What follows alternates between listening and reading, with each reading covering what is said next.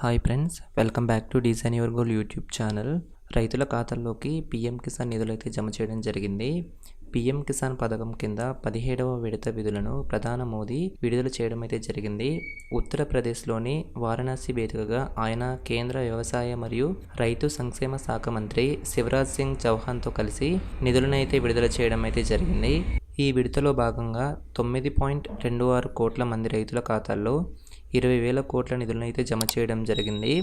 అర్హులైన ప్రతి రైతు అకౌంట్లో ఈ 17వ విడత కింద 2,000 రూపాయలు అయితే క్రెడిట్ అవ్వడం అయితే జరుగుతుంది. ఇంకా మీలో ఎవరైనా పట్టాదారు పాస్ పుస్తకం ఉండి ఈ పథకానికి ఇంకా నమోదు కానివారుంటే మీ దగ్గరలో ఉన్న కామన్ సర్వీస్ సెంటర్లోకి వెళ్ళి నమోదు చేసుకోండి.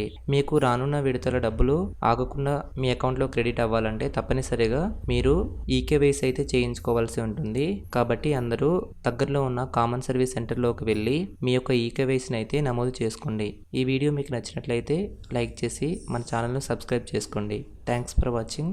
బాయ్.